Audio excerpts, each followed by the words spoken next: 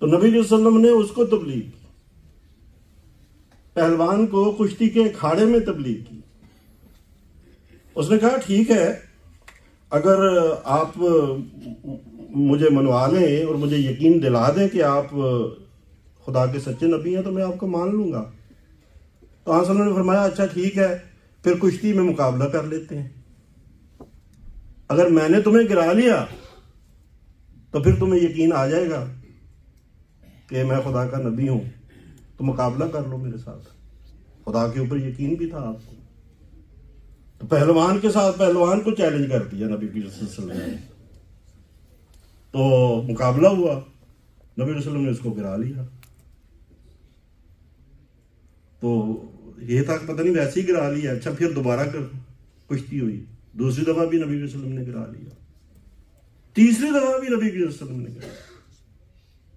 यके बाद दीगरे तीनों दफा नबी सल्लल्लाहु अलैहि वसल्लम ने उसको कुश्ती में गिरा लिया। उसे यकीन हो गया कि अब ये खुदा ताला का नबी है, वरना इसके पीछे खुदा की ताकत है, वरना ये कैसे मुझे गिरा सकता है। उसने नबी करीम सल्लल्लाहु अलैहि वसल्लम का कलमा पढ़ लिया, ला इलाहा इल्लल्लाह मुहम्मद रसूलुल्लाह। तो कुश्ती के मैदान में भी नबी करीम सल्लल्लाहु अलैहि वसल्लम ने उस पहलवान को तबलीग की। कोई ऐसा मौका नहीं था जो नबी करीम सल्लल्लाहु अलैहि वसल्लम अपने हाथ से जाने देते। जंग के दौरान जो खैबर की जंग थी, मुहासरा किया हुआ है खैबर के किले का, तो जो एक हबशी गुलाम था जो यहूदियों की बकरियां चरा रहा था, तो वो नबी करीम सल्लल्लाहु अलैहि वसल्लम से उसकी मुलाकात होगी। शाम को जब वो बकरियां वापस लेके जा रहा था तो नबी के सल्लल्लाहु अलैहि वसल्लम से मुलाकात होगी। तो नबी वसल्लम ने उसको तबलीग की, वो मुसलमान हो गया, वो हबशी गुलाम मुसलमान हो गया। उसने कहा मैंने नहीं अब जाना अंदर किले में, अब मैं आपके साथ ही रहूंगा। तो ये सवाल पैदा हुआ बकरियों को क्या किया जाए, बकरियां तो यहूदियों की मलकियत है। आसलन ने फरमाया कि इनका रुख किले के दरवाजे की तरफ कर दो, आप खुद ब खुद अंदर चली जाएंगी और बस तुम इधर ही रहो। तो उसको जंग के दौरान आपने तकलीफ कर दी। हजरत अली रजी अल्लाह तआला अन्हु को जब भेजा है फिर खैबर की फतह के लिए, तो आपने हजरत अली को भी यही नसीहत फरमाई कि देखो हमला करने से पहले तुमने उन्हें इस्लाम की तरफ दावत देनी है। अगर मान जाएंगे तो ठीक है, अगर नहीं मानेंगे तो फिर हमला करना है। और साथ ये नसीहत फरमाई और ये खुशखबरी दी कि देखो अगर एक शख्स तुम्हारे जरिए से हिदायत पा जाता है तो ये उससे बेहतर है कि तुम्हें 100 सुर्ख ऊंटों के बराबर दौलत दी जाए। इस कदर एक शख्स का हिदायत पा जाना किसी शख्स के जरिए से अहमियत रखता है। एक दफा हजरत अली को भेजा किसी जगह तबलीग करने की खातिर, मुबल्लिग बना के, तो कहा कि देखो बशरू वला तो नफिर, अच्छी बातें करना, बिशारतें देना, नफरत न पैदा करना, नफरत की बातें जो एक दूसरे से मुतनफर कर दे। यस्सरू वला तो अस्सरू, लोगों के लिए आसानी पैदा करना, आसानी वाली बातें बताना, मुश्किल बातें ना उनको बताना। तो ये नबी करीम सल्लल्लाहु अलैहि वसल्लम का दस्तूर था, ये आपके पाक नमूने हैं। सवाल ये है कि हम ये नमूने क्यों सुन रहे हैं आज, ये असल सवाल। ये ईसाइयों की तरह इस तरह तो नहीं है ना कि चर्च में जाएं हजरत ईसा की तारीफ के पुल बांध रहे हो और वो खामोशी से सुन के वाह वाह कर रहे हैं।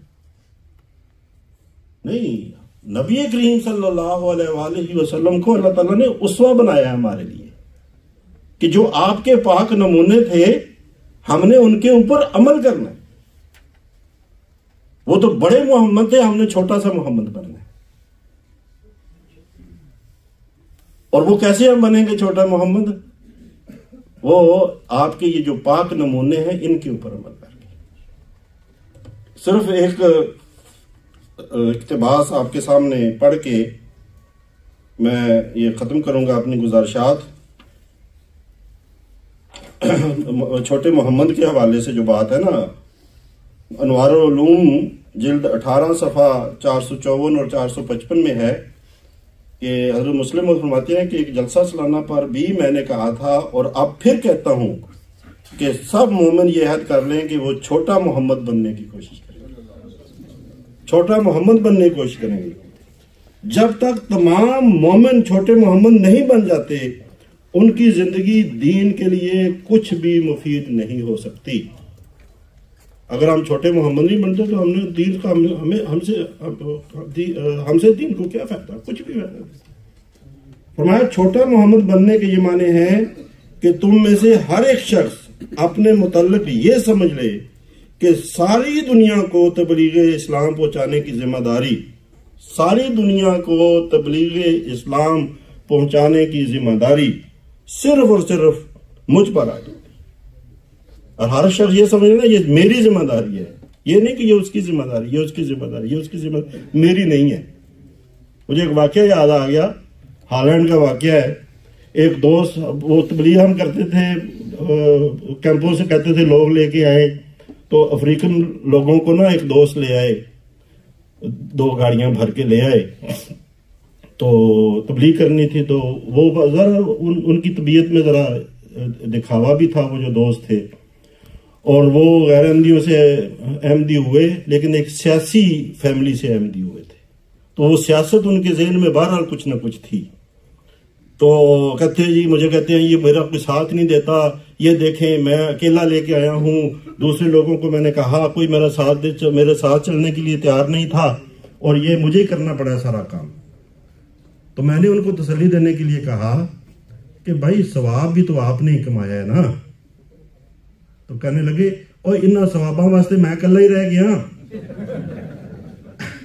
तो बात ये है कि ये मत समझे कि ये सवाब हमने किसी और को देना है, हमने ये सवाब लेना है तबलीग करने का, ये हमारा काम है, ये जिम्मेदारी हमारी है, सिर्फ और सिर्फ मुझ पर आयद होती है, और सारी दुनिया को हिदायत देना मुझ पर फर्ज है, ये हमने समझना है। तो अल्लाह ताला करे कि हम हज़रत मोहम्मद मुस्तफ़ा सल्लल्लाहु अलैहि वसल्लम के पाक नमूनों को अपनाने वाले हों, और आपके पाक रसूल की पैरवी करने वाले हों, और इस तरह हम छोटे मोहम्मद बन जाए। अल्लाह ताला हमें इसकी तौफीक अता फरमाए।